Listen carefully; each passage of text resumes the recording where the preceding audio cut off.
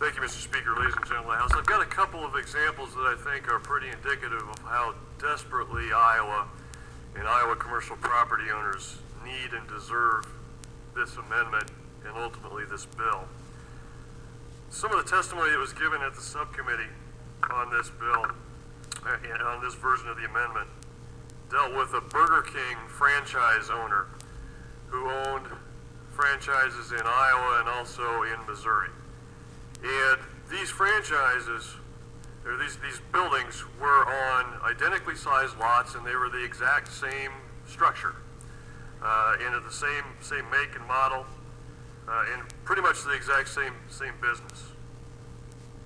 In Missouri, the property taxes that this gentleman paid, or this franchise paid, amounted to $11,460. In Ottumwa, Iowa, same building on the same lot size, they paid $37,460. It's $26,000 difference for the same basic structure and the same basic property. Now, oftentimes we'd sit here and think, well, all you need to do with that restaurant is sell $26,000 more and you get that covered, but that's not true. This particular restaurant would need to sell more than $130,000 more of product in order to generate enough net revenue, net profit to pay for that property tax difference. The fact that in Iowa, the property taxes on the same basic structure are more than 3 times what they are in Missouri is quite honestly an abomination.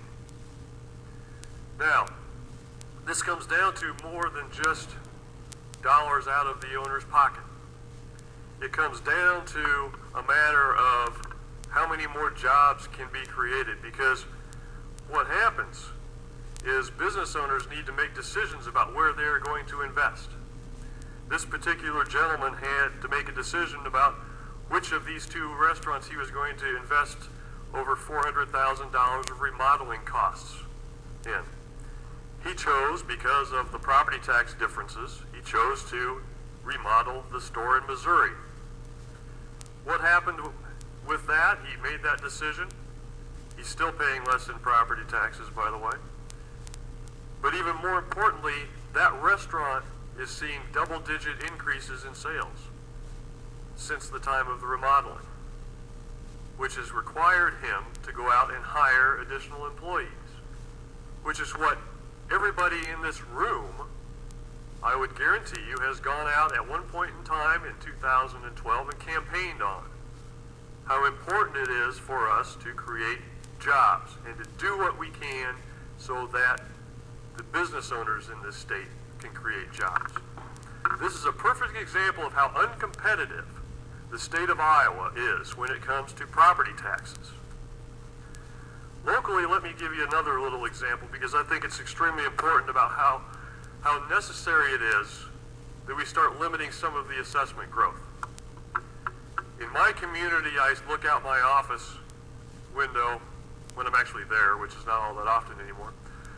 But I look across the street and I look at a financial institution building that has been around in our community since the mid-1980s. And the assessments have gone up and up and up over the years, and the property taxes that they pay have gone up and up and up. And ultimately, it has been assessed at over $1.2 million. I testified, or I gave some comments last year about how that building was for sale. And it was listed at a price of $500,000. Well, that building since that time has now sold. And it's sold for $399,000. And the reason that the assessments got so high is because we kept having these equalization orders all the time, and there were never any limitations on assessment growth on commercial property like we have on residential and ag. The fact that we can have assessment growth limitations on commercial property, if we get through this amendment, are extremely important to make sure that we don't have assessments getting out of control. And I know Representative Jacoby and I had a little debate about that last year, about how important it is to make sure that the assessments are fair and equal. But here's the thing. The building that I'm talking about that was assessed at $1.2 million sold for $399,000. It was assessed 3 times more than what the actual market value of it was. That's the kind of inequity that we have in our commercial property tax system. That's why this amendment and ultimately this bill is so necessary.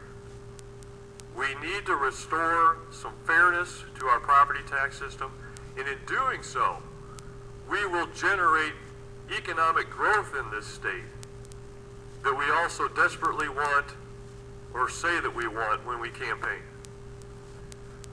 This is a necessary amendment for the future of Iowa. It's a necessary amendment for the commercial property owners in this state. And I wholeheartedly support it, and thank you, Representative Sands, for bringing this forward.